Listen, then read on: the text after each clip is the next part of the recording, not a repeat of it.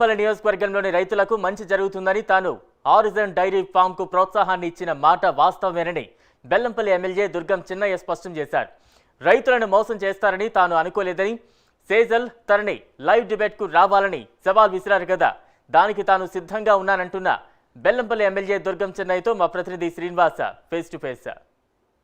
డైరీకి సంబంధించినటువంటి డైరెక్టర్ శైలజ ఏదైతే బెల్లంపల్లి ఎమ్మెల్యే దుర్గం చిన్నయ్యపై పలు ఆరోపణలు చేశారు. ఏదైతే తాము అక్కడ ఆర్జిన్ డైరీని స్థాపించడం కోసం తనని అప్రోచ్ అయ్యామని, తమను పూర్తి స్థాయిలో అన్ని రకాలుగా వాడుకొని తమకు మొండి చేయి చూపెట్టారనేసి ఆరోపణలతో పాటు ఏకంగా ఇటు సోషల్ మీడియాలో ఇటు వాట్సాప్తో పాటు కొన్ని ఆడియో వీడియో కూడా కొన్ని రిలీజ్ చేశారు. దానిపైన మనతో మాట్లాడడానికి మన దుర్గం చిన్నయ్య గారు ఉన్నారు. అన్ని అడిగి తెలుసుకుందాం. సార్ చెప్పండి, వాస్తవానికి అసలు ఈ ఆర్జిన్ డైరెక్టర్ వాళ్ళతో మీకు అసలు పరిచయం ఎప్పుడు జరిగింది? వాళ్ళు ఇక్కడ స్థాపించేటప్పుడు పూర్తి స్థాయిలో మీరు మద్దతు ఇచ్చారు, తర్వాత మొండి చేయి చూపెట్టారనేసి వాళ్ళు అంటున్నారు. తినే రకంగా ఇప్పుడు వాళ్ళు నిజంగా కూడా ఇక్కడ రైతులకు లాభం చేస్తామని వచ్చి చెప్తే, మేము ఒక రైతు బిడ్డగా మా ప్రాంతము రైతులకు లాభం జరుగుతుందనే ఒక కోణంలో మేము వాళ్ళని రండి పెట్టండి అని చెప్పిన మాట వాస్తవమే. వాళ్ళు ఇక్కడ ఒక అదే కంపెనీ, ఇది పాలసీకరణ కంపెనీ ఏదో పెడతామని అంటే కూడా మరి భూమి పూజకు పిలిస్తే పోయినాం. ఆ రోజు ప్రోగ్రాం కూడా చేసినాం. ఇంకా మీరు చేయండి, మేము మా సపోర్ట్ ఉంటుందని చెప్పినాం. దాన్ని వాళ్ళు వాడుకొని, నా ఫోటో నా వీడియోని వాడుకొని రైతులందరి దగ్గర వెళ్ళి మేము లోన్లు ఇస్తాం, మీరు 35% కట్టండి అని చెప్పేసి 35% కట్టించుకొని మళ్ళీ అట్లాగే 65%కి ఎంటీ చెక్కులు తీసుకోవడం జరిగింది. వాళ్ళ దగ్గర ఎంటీ చెక్కులు తీసుకోవడం జరిగింది. తర్వాత కొంతమంది పిల్లల్ని ఎంప్లాయీస్గా పెట్టుకున్నారు, వాళ్ళకు జీతాలు ఇస్తామని చెప్పి ఎవరికి జీతాలు ఇవ్వలేదు. అట్లాగే ఎంప్లాయీస్ని కొంత 4-5 దగ్గర ఇక్కడ 2 కోట్ల రూపాయలు పెట్టుబడి అవుతుంది, మీరు పెట్టుబడి పెట్టండి అని చెప్పేస్తే పాపం 2-3 పిల్లలు అన్ఎంప్లాయీస్ ఇక్కడ మీకు ఎంప్లాయ్మెంట్ దొరుకుతుంది అంటే పాపం వాళ్ళు కూడా పెట్టుబడి కింద 10 లక్షలు ఆయనకి ఇవ్వడం జరిగింది.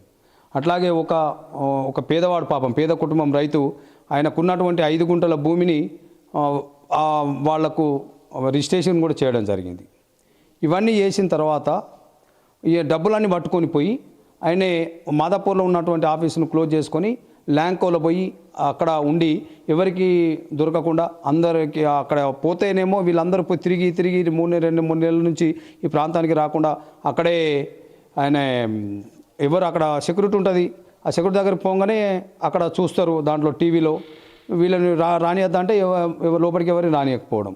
ప్రధానంగా వచ్చేసి మీరు లైంగిక వేధులకు పాల్పడ్డారనేసి, దానితో పాటు ఏదైతే ఎమ్మెల్యే క్వార్టర్స్ అమ్మాయిలను కూడా సప్లై చేశామనేసి ఆర్జిన్ సంస్థకు సంబంధించిన డైరెక్టర్ చెప్తున్నారు. దీనిపైన నేనేమంటున్నా, వాళ్ళందరూ వచ్చి నాకు చెప్తే నేను పోలీసు వాళ్ళకు సమాచారం ఇచ్చి మరి వాళ్ళని కూడా పిలిపించి మరి పోలీసు వాళ్ళ దగ్గర అదేందో చూడమని చెప్తే పోలీసు వాళ్ళు అవన్నీ చూడడం జరిగింది. ఆయన నేర చరిత్ర మొత్తం బయటకు వచ్చింది. మీరు చూస్తే ఆయన 13/1/2003లో మన పోలీసు వాళ్ళు సిపి రామగుండం వాళ్ళు ఆయన మొత్తం ఇన్వెస్టిగేషన్ చేసి ఎన్ని కేసులు ఎవరి దగ్గర ఎంత మోసం చేశారో మొత్తం డీటెయిల్స్ కూడా ఇవ్వడం జరిగింది వాళ్ళ రిపోర్ట్లో. అట్లాగే ఈయన మీద నేర చరిత్ర మొత్తం ఏపీలో ఉమ్మడి రాష్ట్రంలో దాదాపు 22 కేసులు వివిధ జిల్లాలలో వారు చీటింగ్ చేసుకుంటూ వస్తున్నారు. ఇవన్నీ తీసే వరకు మేమందరం కూడా అవాక్కు కావడం జరిగింది. అప్పుడు పోలీసు వాళ్ళు ఆయన మీద ఇన్వెస్టిగేషన్ చేసి వాళ్ళ మీద కేసు పెట్టడం జరిగింది. ఆ అమ్మాయి చెప్తున్నది, మమ్మల్ని ఎమ్మెల్యే గారు పిలిచిండ్రు, అరెస్టు చేయించారు, కేసులు పెట్టించారు, హరాస్మెంట్లు చేయించారు అని చెప్పేసి దాని కోపం పెట్టుకొని ఇవన్నీ చేస్తున్నారు. ఆమె ప్రతి ఇంటర్వ్యూలో చెప్పినప్పుడు మీకు అర్థమవుతున్నది, ఎక్కడ కూడా అలాంటి ప్రస్తావన రాలేదు. అవన్నీ కూడా వాళ్ళు ఇంత చేసిన వాళ్ళు, ఇంత మోసకారులు, మరి తప్పకుండా వాళ్ళు ఇంకెన్నైనా సృష్టిస్తారు, ఎన్నైనా చేస్తారు. పాపం దళిత అమ్మాయి వాళ్ళేమో అతను ఆదినారాయణ అంటోడు పాపం ఆ అమ్మాయిని కీలుబొమ్మలాగా చేసుకొని చౌదరీస్ ఉన్నట్టున్నారు వాళ్ళు. ఆదినారాయణ అంటే మరి ఈమె దళిత అమ్మాయి, పాపం అన్ఎంప్లాయ్మెంట్ పేద పిల్ల. ఆ అమ్మాయిని తీసుకొచ్చేసి కావాలని అమ్మాయితో పెట్టించి మనల్ని ఇరుకులో పెట్టడానికి ప్రయత్నం చేస్తున్నారు. కానీ నిజం నిప్పు లాంటిది. తాత్కాలికంగా 1-2 రోజులు నాకు ఇబ్బంది అయినప్పటికీ కూడా ఇవి మీరు దయచేసి మీ మీడియా వాళ్ళు ఎక్కడెక్కడైతే రైతులను మోసం చేసినారో దయచేసి వాళ్ళ ఇళ్ళలోకి వెళ్ళి మీరు అక్కడ పోయి ఇంటర్వ్యూ తీసుకోండి. ఒక మా బెల్లంపల్లి నియోజకవర్గమే కాదు, అమ్మాయి అంటుంది బెల్లంపల్లి పోలీసు వాళ్ళు ఎమ్మెల్యే గారు చెప్పితే అరెస్ట్ చేసిరని. నేను బెల్లంపల్లి ఎమ్మెల్యే ఇక్కడ మీరు వచ్చింది 2 సంవత్సరాలు అవుతుంది. మీరు ఎక్కడ మన బోతులో బాబురావు దగ్గర పోయి చేసిండ్రు, అక్కడ ఎవరికి రూపాయి ఇవ్వలేదు. ఇన్సూరెన్స్ ఇస్తామన్నారు, అక్కడ ఏ రైతుకు రూపాయి ఇవ్వలేదు. పెద్దపల్లిలో అక్కడ ఒక రూపాయి ఇవ్వలేదు. పెద్ద ట్విస్ట్ ఏంటంటే మహారాష్ట్రలో గేదెలు అమ్ముకునే వ్యాపారుల దగ్గరికి వెళ్ళి కూడా 8 లక్షల రూపాయలు ఇస్తా అని చెప్పేసి ఆ బర్రెలను తెప్పించుకొని ₹1 కూడా వాళ్ళకి ఇవ్వకపోతే పాపం వాళ్ళు పిచ్చోళ్ళలాగా తిరుగుతున్నారు. దళిత బంధు స్కీమ్ ద్వారా ఏదైతే రైతులకు పాడి ఆవులు ఇస్తామనేసి మాతో మాట్లాడారు. ఈ స్కీమ్లో ఒక దుర్గమే మంచిర్యాల జిల్లాతో పాటు పక్కన ఆదిలాబాద్ జిల్లాకు చెందినటువంటి ఇంకొక 3 నేతలు కూడా ఉన్నారన్న. అంటే ఆ మాటల్లో వాస్తవం ఎంత ఉన్నది, అది వాస్తవమేనా? నేను చెప్తా. ఇప్పుడు వాళ్ళు 3 నెలల నుంచి బెల్లంపల్లి ఈ ప్రాంతంకు రాకపోయేసరికి రైతులు ఇబ్బంది అవుతున్నారు. రైతులు వచ్చి తిరిగిపోతున్నారు. అక్కడికి పోతే ఎవరికి అక్కడ దిక్కు లేకుండా అయిపోయింది. పోలీస్ అధికారులకు పోయి కంప్లైంట్ చేశారు. నా దగ్గరికి వస్తే నేను ఫోన్ చేస్తే కూడా వాళ్ళు రెస్పాన్స్ కాకపోతే నేను వాళ్లకు మెల్లగా ఆశ చూపించి ఇట్లా దళిత బంధులో యూనిట్స్ మనం పెడతాము, మీరు రండి బెల్లంపల్లికి, మీరు బెల్లంపల్లికి వస్తే మాట్లాడదామని నేను ఫోన్ చేసి చెప్తేనే వాళ్ళు రావడం జరిగింది.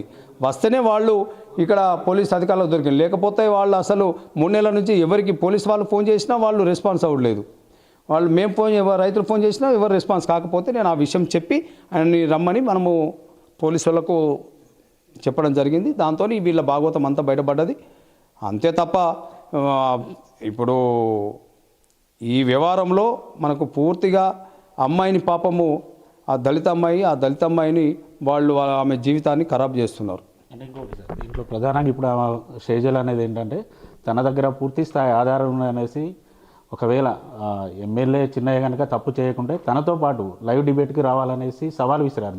మీరు ఈ సవాళ్ళు స్వీకరిస్తున్నారు? నేను ఎక్కడికి రావడానికైనా నేను సిద్ధంగా ఉన్నా.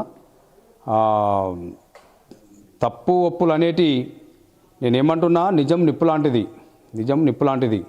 నిజం అనేది నిద్ర లేవకముందే అబద్ధము ఊరు చుట్టూ తిరిగి వస్తారంట. అట్లనే అబద్ధం ఊరు చుట్టూ తిరిగి వచ్చింది. నిజం తప్పకుండా నలుగురికి తెలుస్తుంది రాబోయే కాలంలో. ఎవరు మోసకారులు ఎవరు. కానీ దయచేసి నేను మీడియా మిత్రులను కోరేది ఒకటే, ఈ సమాజంలో జరుగుతున్నటువంటి ఇటువంటి మోసం చేసే వ్యక్తులను అదొక మూట ఉంది. ఆ మూటను మీరు నిజాలు బయటపెట్టి ఎవరైతే తప్పు చేస్తారో వాళ్లకు తప్పకుండా చట్టపరంగా శిక్ష పడేలాగా మీ పత్రికా మిత్రులందరూ కూడా అన్ని ఛానల్స్ కావచ్చు, పేపర్ వాళ్ళు కావచ్చు, అందరు కావచ్చు, మీరు తప్పకుండా ప్రయత్నం చేయండి. దీంట్లో నిజాలు బయటపెట్టి తప్పకుండా దీంట్లో దోషులకు శిక్ష పడేలాగా మీరు ప్రయత్నం చేయాలని నేను విజ్ఞప్తి చేస్తాను. తెలంగాణలో వైపు ఎలక్షన్ ఫీవర్ కూడా నడుస్తుంది. అంటే ఈ ఆర్జీన్ సంస్థతో కలిపి ఏమైనా ప్రతిపక్షాలు కనుక మీపైన కుట్ర చేశారని ఏమన్నా మీరు అనుకుంటున్నారు? తప్పకుండా ఉంటుంది, రాజకీయాలలో తప్పకుండా ఉంటుంది. ఎందుకంటే బెల్లంపల్లి నియోజకవర్గం బీఆర్ఎస్ పార్టీ వాళ్ళ వెరీ స్ట్రాంగ్ ఉంది. ఇవాళ ప్రజలు మమ్మల్ని ఆదరిస్తున్నారు. గతంలో కూడా ఇక్కడ ఆశపడ్డ వాళ్ళు, ఇక్కడ పోటీ చేసిన వాళ్ళు కొంతమంది ఇంకా కొత్తగా అయిపోయి ఈ రోజులలో బీజేపీ వచ్చింది.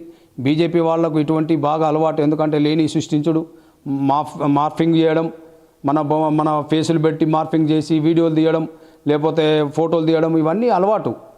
అందుకోసమని తప్పకుండా దీంట్లో ఇన్వాల్వ్మెంట్ ఉన్నారు.